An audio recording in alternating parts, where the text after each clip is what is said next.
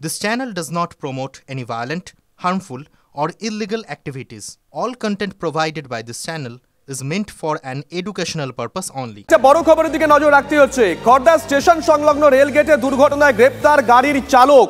দুটি গাড়িকেই আটক করল রেল পুলিশ। নিঃসন্দেহে বড় খবর। খড়দা স্টেশন সংলগ্ন রেল গেটে দুর্ঘটনায় গ্রেপ্তার গাড়ির চালক, দুটি গাড়িকেই আটক করল রেল পুলিশ। টেলিফোনে আমাদের সঙ্গে রয়েছেন আমাদের সহকর্মী অনন্ত। অনন্ত, কেন অ্যারেস্ট, মানে কোন ধারায়? গতকাল রাতে যে হাজারদুয়ারির সঙ্গে যে গাড়ি ধাক্কা লেগেছিল, স্করপিও এবং আরেকটি ছোট 4 চাকার গাড়ি, দুটো গাড়িকেই রেল পুলিশ তাদেরকে আটক করেছে, দুটো গাড়ি এবং দুই চালককেও গ্রেপ্তার করেছে। তাদের জিজ্ঞাসাবাদ করছে যে কেন কিভাবে তারা ওই গেটের ভেতর ঢুকে গেল আর কেনই বা এই দুর্ঘটনা ঘটলো।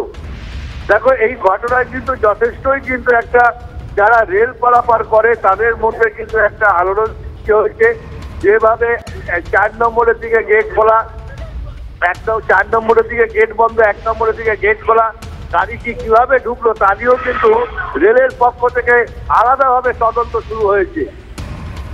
শুভজিৎ, নজর থাকবে অনন্ত, নজর রাখো।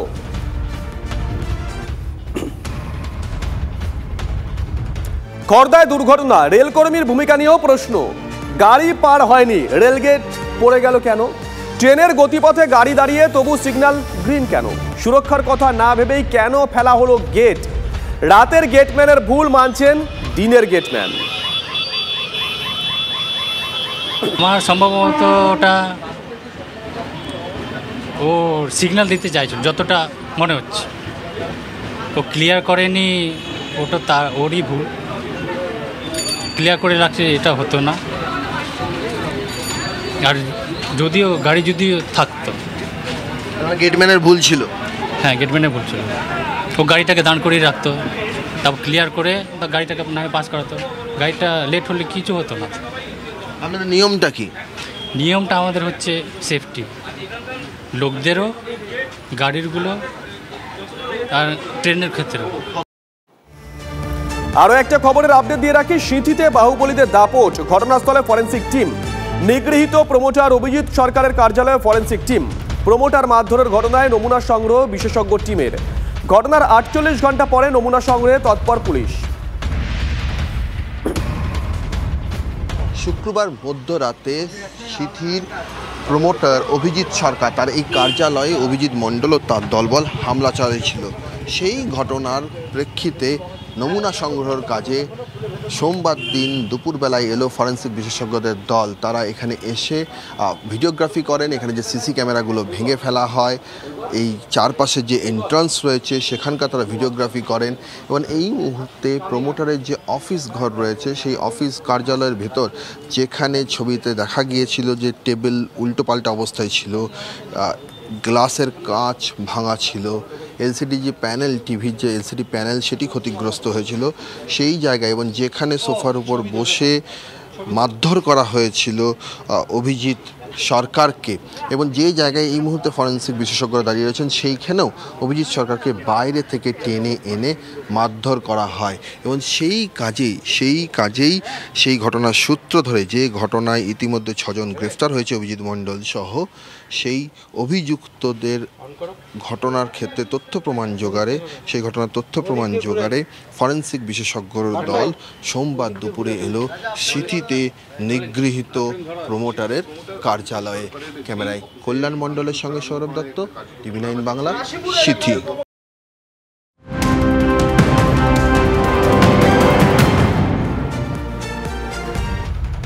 আগামী 15 দিনের মধ্যে পঞ্চদশ অর্থ কমিশনের অর্থ খরচ করার জন্য গ্রামীণ প্রকল্পের টেন্ডার চূড়ান্ত করতে হবে।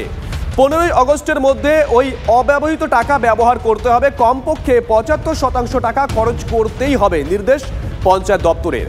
দীক্ষা ভূঁইয়া টেলিফোনে আমাদের সঙ্গে রয়েছেন, আমাদের সহকর্মী। দীক্ষা, বিষয়টাতে এক বিস্তারিত জানবো। দ্বিতীয়ত, এই ধরনের নির্দেশিকা কি খুব সাধারণ দেওয়া হয়, নাকি এই যে বারবার রাজ্যের বিরুদ্ধে অভিযোগ উঠছে তারা টাকা খরচ করতে পারে না, সেই টাকা ফেরত চলে যায় কেন্দ্রের কাছে, অথবা টাকা খরচ করলেও অন্য খাতে খরচ করে, এইসবে একটা অস্বস্তির মধ্যে পড়ে এই ধরনের নির্দেশিকা জারি করতে বাধ্য হলো?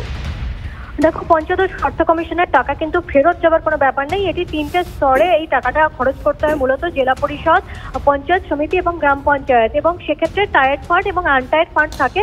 কিন্তু দেখতে পাওয়া যাচ্ছে যে চলতি বছরে যে অর্থ ঢুকেছিল প্রায় 3,500 কোটি টাকার মতো ঢুকেছিল, সেখানের মধ্যে মাত্র 1,028 কোটি টাকা মতো খরচ করতে পেরেছিল রাজ্য সরকারের যে সমস্ত জেলা পরিষদ বা পঞ্চায়েত সমিতি এবং গ্রাম পঞ্চায়েতগুলি রয়েছে। বাকি টাকা খরচ করতে পারেনি, এবং যে যে ব্লকগুলি খুব পুয়ার পারফরমেন্স ছিল তাদেরকে নিয়ে আজকে একটা বৈঠক হয়েছে পঞ্চায়েত দপ্তরে, এবং সেখানে নির্দেশ দেওয়া হয়েছে 15ই আগস্টের মধ্যে অব্যবহৃত টাকার 75% খরচ করতে হবে, এবং 15 দিনের মধ্যে কিন্তু টেন্ডার ডাকতে হবে। পাশাপাশি বেশ কিছু পুয়ার, বলতে গেলে পুয়ার যে সমস্ত প্রবলেমসগুলো, অর্থাৎ যে সমস্ত প্রবলেমসগুলো আইডেন্টিফাই করা হয়েছে পঞ্চায়েত দপ্তরের থেকে, সেগুলো হচ্ছে স্বরাজ পোর্টাল যেটা রয়েছে সে সম্পর্কে গ্রামাঞ্চলের যারা আধিকারিক রয়েছেন তাদের জ্ঞান কিন্তু খুব দুর্বল জ্ঞান আছে, এবং সেই কারণেই তাদের জন্য টেন্ডার যে দরপত্র ডাকার কথা বলা হয়েছে, সেই দরপত্র কিভাবে ডাকা হবে সেই সম্পর্কে সম্যক জ্ঞান ভালোভাবে না থাকার জন্য বিশেষ প্রশিক্ষণের কথা কিন্তু বলা হয়েছে।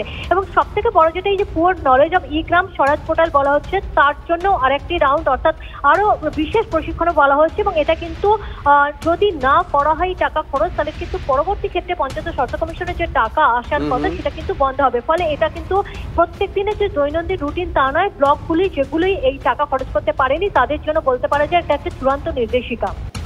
ধন্যবাদ দীক্ষা।